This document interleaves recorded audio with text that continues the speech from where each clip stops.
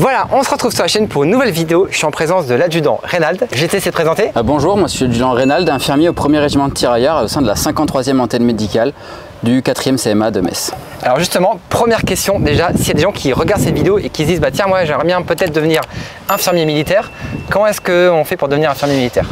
Plusieurs parcours sont possibles, du coup on peut passer le concours directement pour les bacheliers, donc il faut d'abord penser à vous inscrire l'année du bac, à passer le concours, et après du coup ça vous donne à l'issue des études un poste en sein des antennes médicales dans les régiments de France ou bases aériennes. Et est-ce que du coup le cursus est différent des infirmiers classiques? Comment ça se passe en pratique? Le cursus est un peu différent. On a d'abord nos années d'études classiques dans des centres de formation infirmiers comme tous nos camarades infirmiers dans le civil. Par contre on a en plus une formation complémentaire qui brosse tous les domaines du militaire, que ce soit aussi bien du combat, du tir, des transmissions, de la topographie et aussi le sauvetage au combat qui est la mission clé notamment des forces en opération. D'accord. Et est-ce que tu choisis là où tu vas travailler ou est-ce que c'est un petit peu... Notre poste est choisi en fonction de notre classement à l'issue des études. Du coup après on peut choisir tout type d'unité, que ce soit aussi bien air, terre, mer ou gendarmerie à l'issue des postes. Et l'avantage de notre cursus c'est qu'on brosse tout pendant nos études, donc du coup si aujourd'hui j'exerce dans l'armée de terre, demain je peux très bien retourner dans l'armée de l'air ou aller dans la marine ou au sein de la gendarmerie. Ok, d'accord. Ah, tu peux changer facilement comme ça. On est interarmé, c'est l'avantage de notre fonction. Ok, et tu as également un grade du coup? Oui, c'est ça. Je suis adjudant. C'est juste notre fonction en fait, qui nous donne le grade d'adjudant au sein des forces. Et au niveau du service de santé des armées, il y a ce qu'on appelle les secours au combat niveau 1, niveau 2, niveau 3. Est-ce que tu peux nous en parler un petit peu? Oui, bien sûr. Le sauvetage au combat de niveau 1, c'est tous nos combattants qui sont projetés, qui sont formés à faire les premiers gestes de secours pour se sauver et sauver leurs camarades, notamment la pose du garrot. On a fait une vidéo à ce sujet, je mettrai le lien juste en haut. Donc la pose du garrot, les sirettes de morphine notamment. Le sauvetage au combat de niveau 2 qui est lui par nos OPSC ou nos sauveteurs au combat de niveau 2 qui sont des auxiliaires sanitaires qui eux sont des soignants en plus d'être militaires et du coup qui interviennent au plus près des combattants pour faire des gestes un peu plus poussés. Et après les SC3. Et ça c'est ce qu'on a vu dans la deuxième vidéo, on a fait un exercice en fait où c'est quelqu'un SC2. C'est ça. Et du coup après les SC3 qui sont les infirmiers qui arrivent au plus proche des combattants pour faire des gestes salvateurs en attendant l'évacuation médicale qui arrive peu après. Et dans l'exercice précédent, on entendait le chef qui arrêtait pas d'appeler morphine en fait. Morphine c'est nous justement, c'est l'indicatif radio qu'on a de plus commun en mission pour avoir soit des autorisations de faire des gestes, soit demander des avis ou juste nous rendre compte d'une situation. D'accord. Et a priori il y a un peu deux types d'infirmiers, il y a ceux qui sont sur la caserne, c'est ça? C'est ça.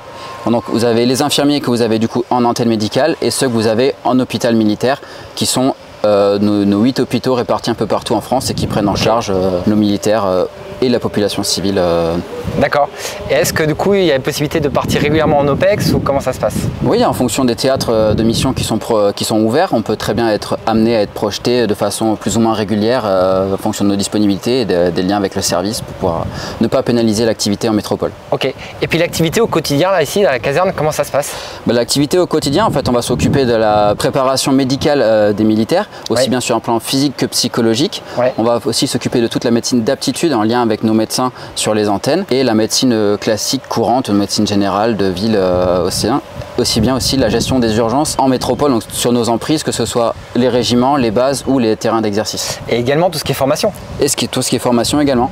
Donc vous avez vu les C2 dans la vidéo précédente, donc ça ils sont à la charge de la formation du SSA et aussi bien nos auxiliaires sanitaires, on les forme et on les en formation initiale et continue, et aussi bien nos étudiants civils qui viennent en formation, enfin civils ou militaires qui viennent en formation au sein des antennes médicales. Ok, et puis après comment ça se passe? C'est que du coup tu es là toute la semaine, tu as des journées de repos, comment ça se passe en termes d'horaire? Tout à fait, on est ouvert tous les jours de la semaine, du lundi au vendredi, et on accueille nos patients toute la journée en fonction des rendez-vous qui sont ou pas disponibles à l'instant T. Ok, d'accord. En plus des urgences qui, elles, bien sûr, viennent sans rendez-vous. Et est-ce que tu peux me parler un petit peu des OPEX? Comment ça se passe en pratique? En pratique, du coup, on est projetable en tout temps, en tout lieu, en toutes circonstances, n'importe où dans le monde où le pays nous envoie. Et du coup, sur place, on a en charge, du coup, comme en métropole, la gestion de militaires au quotidien. Donc aussi bien leurs soins classiques, courants, leur médecine classique, et aussi bien cette fois-ci la prise en charge à l'extrême avant de nos blessés de guerre au plus proche du combattant. Est-ce que des fois c'est des OPEX, des missions assez longues, ou est-ce que vous êtes limité dans le temps? La durée des missions peut varier, qu'on soit en opération extérieure ou en mission courte durée. Ça relève de quelques mois, de plusieurs semaines jusqu'à quelques mois. Est-ce que tu peux me donner un petit peu les côtés sympas du coup du métier? Oui, le côté sympa, du coup, ça nous permet d'avoir une grande capacité d'adaptation, parce que du coup, on exerce dans des milieux qui sont très variés, que ce soit en métropole ou à l'étranger. Ça nous donne aussi une grande capacité d'adaptation au terrain, parce que aussi bien on peut travailler dans notre antenne médicale que sur le terrain, que dans nos véhicules d'urgence. Donc on a une grande capacité d'accueil. Et est-ce que tu peux nous donner également les difficultés? Qu'est-ce qui est compliqué en fait dans On n'a pas de réelles difficultés dans notre métier, on a des défis à relever.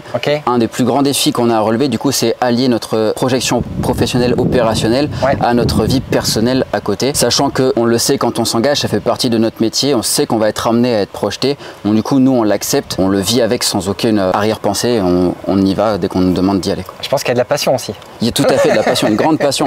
Et il faut une certaine passion et une vocation pour s'engager au sein des forces, sachant que voilà, ça nous demande quand même une implication personnelle qui est importante sans être non plus néfaste au quotidien. Et je voulais juste revenir sur la partie un peu SC3, donc secours au combat de niveau 3, parce que moi j'ai déjà été surpris par le secours au combat de niveau 2, où eux ils ont des capacités déjà que les médecins font dans le civil, comme par exemple exsuffler un pneumothorax, donc ça c'est un geste médical, donc là ça peut être réalisé par du SC2, donc en OPEX, en dehors de la métropole. En dehors de la métropole et en mission de guerre. Qu'est-ce qu'il y a en plus en fait, en tant que SC3, au niveau de secours combat de niveau 3? En tant qu'infirmier au SC3, du coup on continue dans la logique de la prise en charge pour stabiliser notre victime avant l'évacuation médicale. Donc là, on va encore plus loin, on peut être amené à aller jusqu'à l'intubation par exemple, à l'extrême avant, sachant que ça implique un grand nombre de matériel et du temps, donc c'est pour ça qu'on ne le fait pas directement sous le feu, on attend d'être un peu en sécurité, un peu au retrait, ce qu'on appelle au nid de blessé. Oui, on ne va pas intuber, voilà, on ne va pas intuber sous le feu non plus. On va un peu plus loin, du coup, une fois que notre SC2 a fait ses exsufflations, bah, nous on peut aller jusqu'à la pose d'un drain thoracique et faire notamment aussi de la transfusion à l'extrême avant.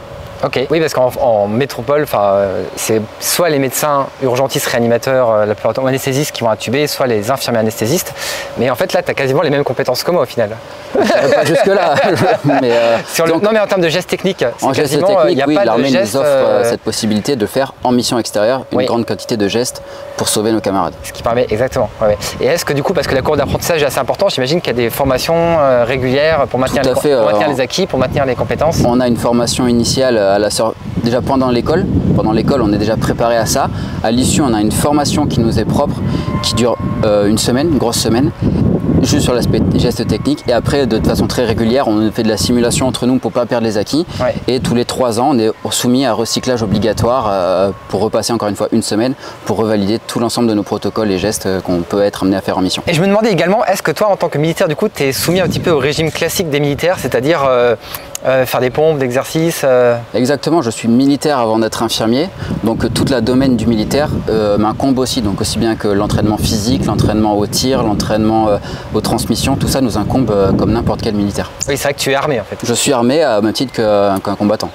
Exactement pareil en fait. Exactement pareil. Avec les compétences. Et autre petit point, c'est qu'il me semble qu'avant les soignants étaient identifiés par une croix. Oui. Et là, il me semble que cette doctrine a un petit peu changé, c'est ça? Oui, tout à fait. Cette doctrine a un petit peu évolué avec les engagements qui ont eu lieu pour éviter qu'on soit pris pour cible. D'accord, ok. Et dernier petit point, est-ce que tu peux me parler un petit peu de la réserve opérationnelle? Oui, tout à fait. Tout diplômé d'État peut très bien s'engager chez nous dans la réserve opérationnelle pour venir compléter les équipes médicales au sein des antennes et travailler dans un cadre de travail complètement différent, mais intégré avec nous au sein du quotidien. Et comment ça se passe concrètement? C'est un système d'astreinte? Non, en fait, en fonction de leur disponibilité, ils donnent les jours qu'ils peuvent et on les convoque sur ces jours-là pour venir travailler au sein des antennes médicales. Et est-ce que lorsqu'on est réserviste, également on est soumis au même régime militaire, c'est-à-dire au tir, Ils deviennent militaires, tout à fait. Avec le même entraînement. Ils participent aux entraînements, ils participent au tir, ils participent aux formations. Ok, très bien. Et si ça intéresse quelques personnes là, de s'engager au niveau de la réserve, ou même s'il y a des étudiants qui aimeraient bien devenir plus tard comme toi infirmier militaire, je mettrai un lien en description en dessous pour avoir toutes ces informations sur le SSA, donc le service de santé des armées. Ok, merci beaucoup Reynald, c'est vraiment super intéressant. Si vous avez des questions, encore une fois, n'hésitez pas à les poser en commentaire. Pensez à mettre le petit pouce pour nous soutenir et à plus. Merci, salut.